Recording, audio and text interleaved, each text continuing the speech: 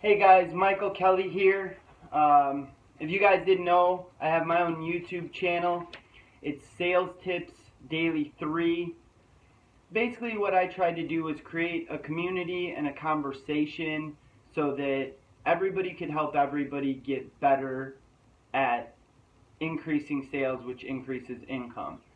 So, you guys are more than welcome to go look up the YouTube channel. I'm probably actually going to post this on my Sales Tips channel.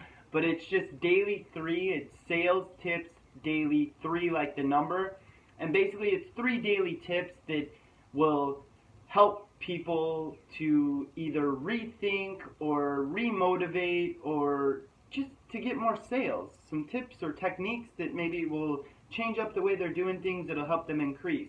And it's a community. The comments fuel the content. So when people are having struggles or problems or are getting the same objection that they just can't overcome, then our community, if you leave it in the comments, will either solve your problem or talk you through it in the comments, or I will take that and I'll either reply or put it in one of my videos if I think that it's that big of a deal, because there's some things that can be solved on a general basis for everyone, and there's some things you have to go really deep on an individual with.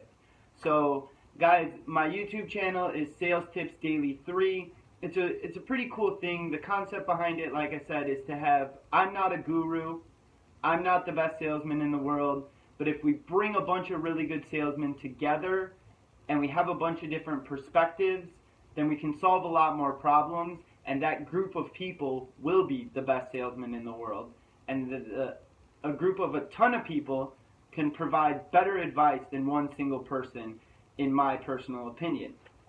But what I wanted to talk to you about today, I had to get it out, was because I was listening to this lecture of this gentleman who talked about a study that was done by Harvard on salespeople to find out what differentiating factors there were between the top producers and the average salesman.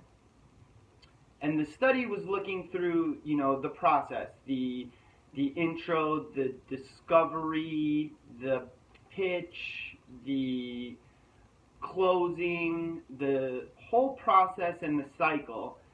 And they thought that they were going to find out that the best salesmen were using better techniques for closing or overcoming objections and stuff.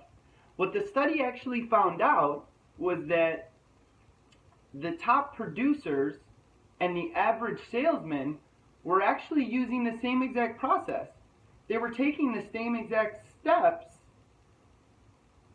and that's very interesting, because you would feel like the top producer and the average salesman are obviously taking different steps because they're getting different results.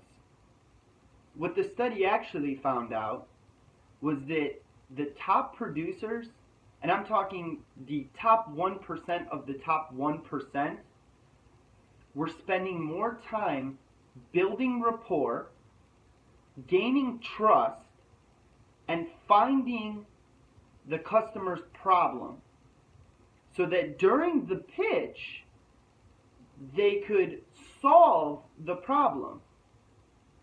So it comes down more to being genuine and authentic in trying to help someone.